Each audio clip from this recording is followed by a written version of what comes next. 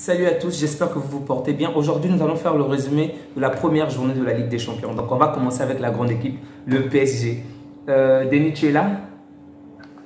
Bonsoir tout le monde, j'espère que vous allez bien. Je suppose qu'aujourd'hui, Julien est vraiment content, mais bon, on va quand même l'entendre. Qu'est-ce que tu vas me dire aujourd'hui?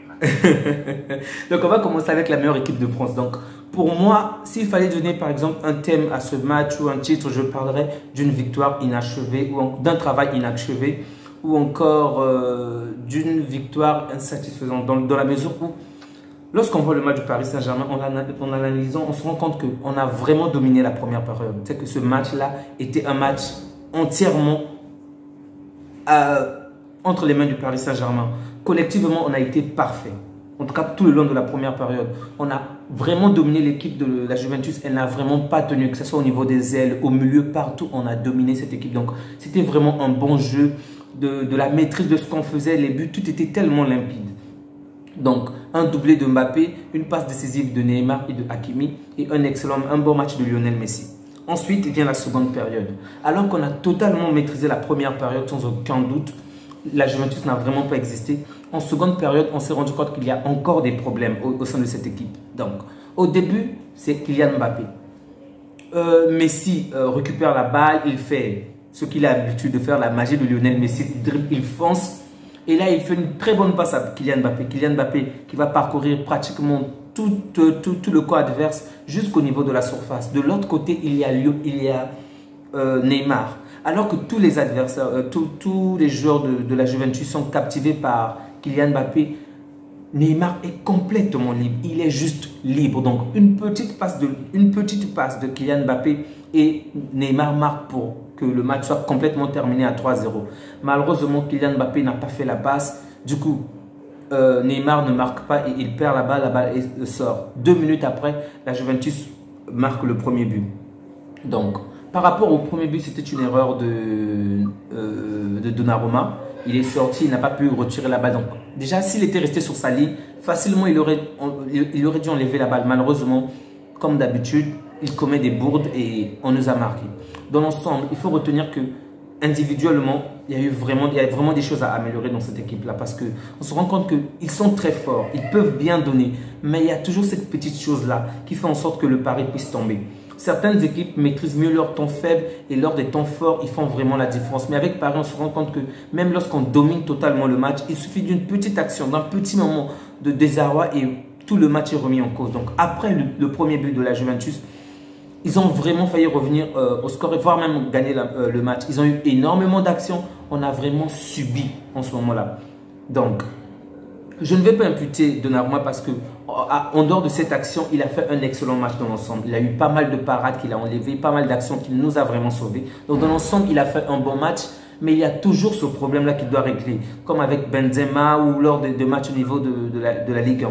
Donc, on a bien maîtrisé notre match, mais encore des choses que nous devons vraiment améliorer au sein de cette équipe. Vraiment, un excellent chapeau à Vitinha. Vraiment, il est juste merveilleux. Il fait toujours de bons matchs. Il est là, il presse, il retourne. Il est partout, ce mec. Vraiment, c'est un joueur sur qui on peut compter. Donc, malgré la blessure, malgré la douleur qu'il a eu le match passé, il nous a une fois de plus prouvé qu'il a sa place dans cette équipe. Ensuite, il faut aussi féliciter vraiment Verratti parce qu'il était juste brillant tout le long du match. Chapeau pour lui malgré le carton jaune. Cette équipe de la Juventus n'était pas vraiment en forme parce qu'il y avait les 4 principaux joueurs, donc à savoir Pogba, Di Maria n'était pas là et bien d'autres. Je me dis que lors du match retour, si ces derniers sont là, certainement le match aura une autre tournure. Donc il faut vraiment que cette équipe puisse se ressaisir afin que même après un but, elle doit se dire que le match n'est pas encore terminé. Elle peut encore gagner parce qu'on a eu pas mal d'actions après, mais on les a vraiment foutus en l'air, il faut le dire ainsi. Vraiment raté.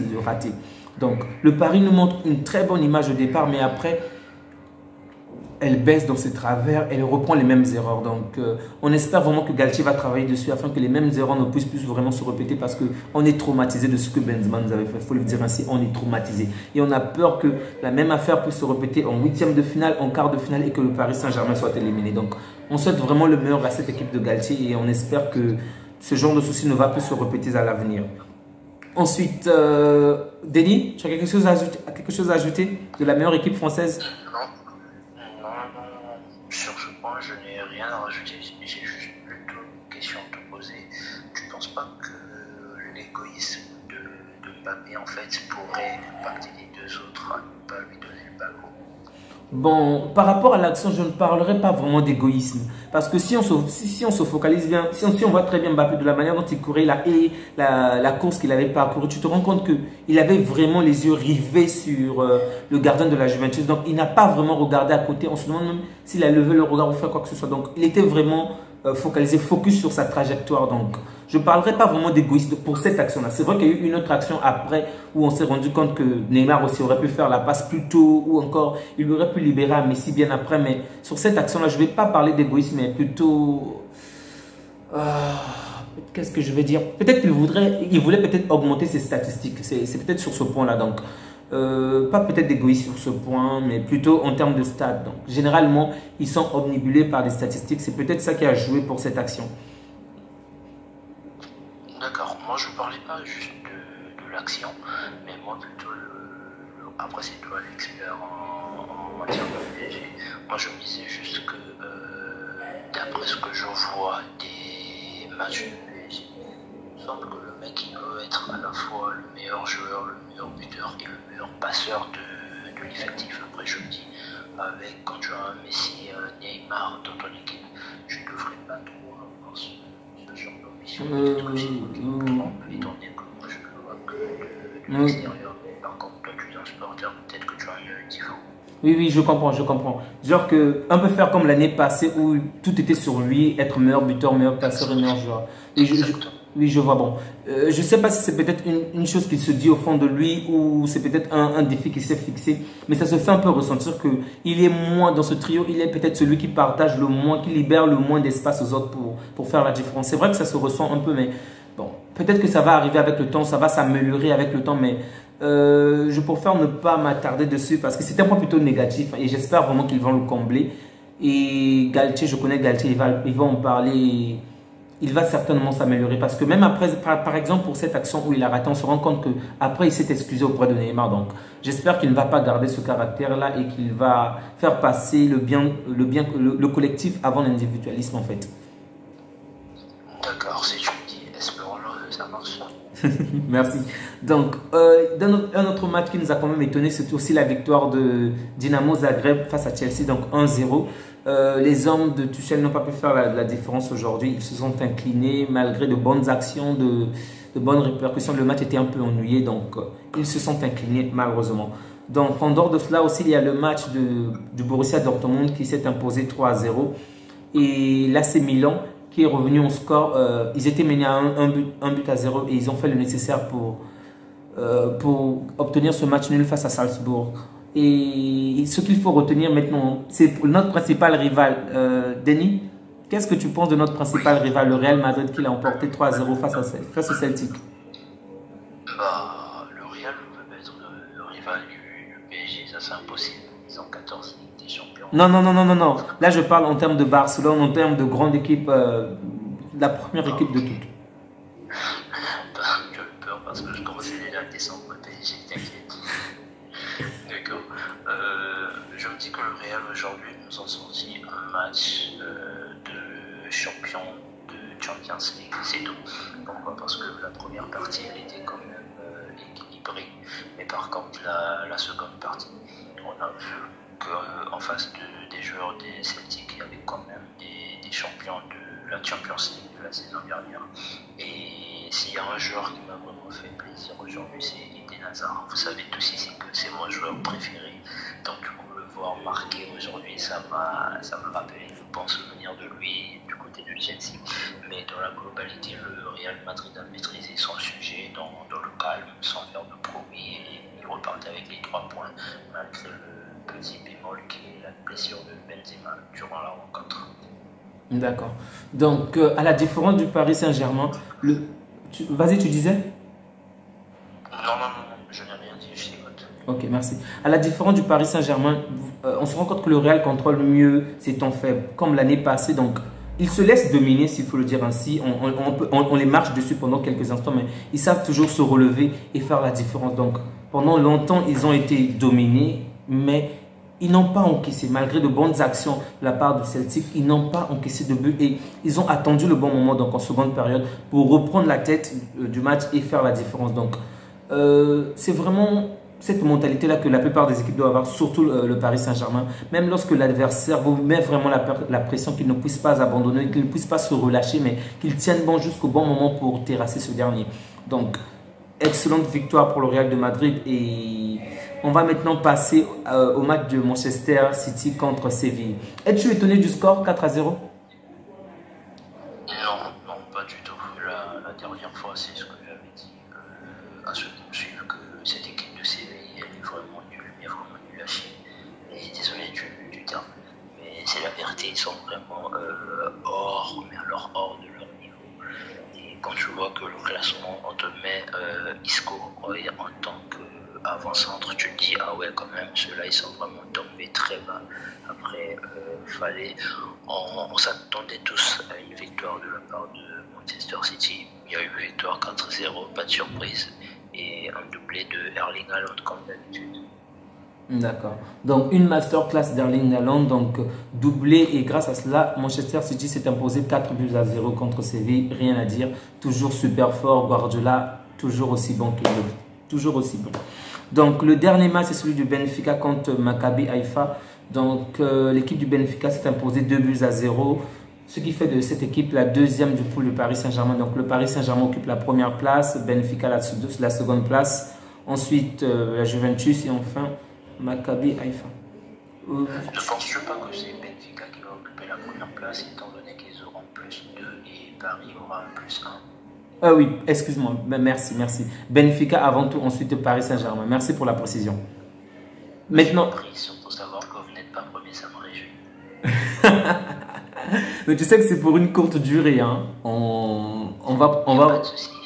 Même pendant une journée, moi ça me réjouit déjà. Avant de parler des matchs de demain, j'aimerais avoir ton avis, Denis, par rapport aux matchs qui vont suivre. Donc, tu vas me faire des petits pronostics, s'il te plaît. Donc, je vais te citer des matchs et tu me donneras ton score à toi. Quelle est l'équipe qui va gagner et le score. Commençons par le match de Tottenham contre Marseille. Pronostic 2-1 Marseille. 2-1 en faveur de Marseille. Oui. Je répète, Marseille va battre Tottenham 2-1. Tu as dit mon pronostic. D'accord. Marseille. Ok. Passons au match suivant. Bayern de Munich contre Inter de Milan. 3-1 Bayern.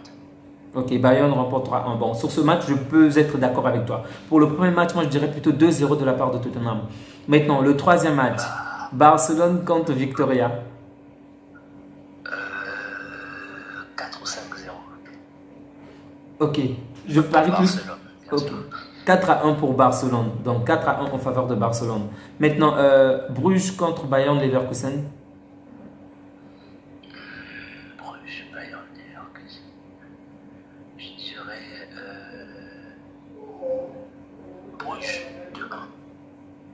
Ok, en faveur de Bruges. Ok. D'accord. Match égalité pour moi 2-2. Atlético Porto. Match nul. Ce qui est sûr, match nul. 0-0 ou 1-1. Je suis d'accord. C'est soit ça sera un 0-0, un 1-1, ou bien l'un d'entre eux va gagner 1-0.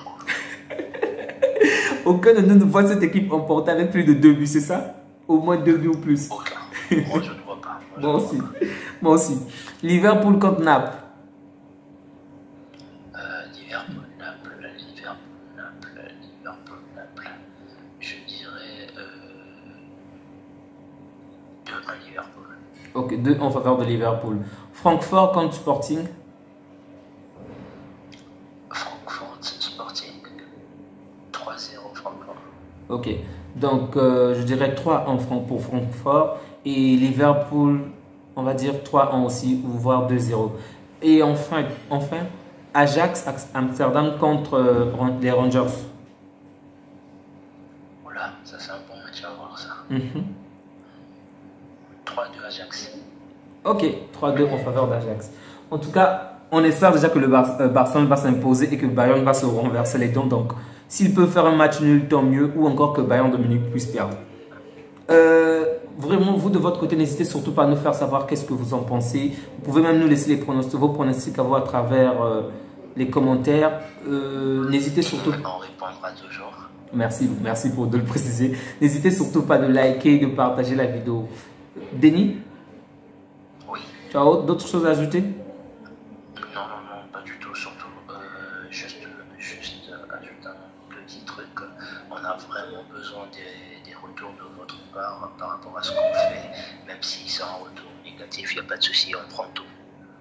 D'accord. Négatif, mais dans le sens constructif. Merci.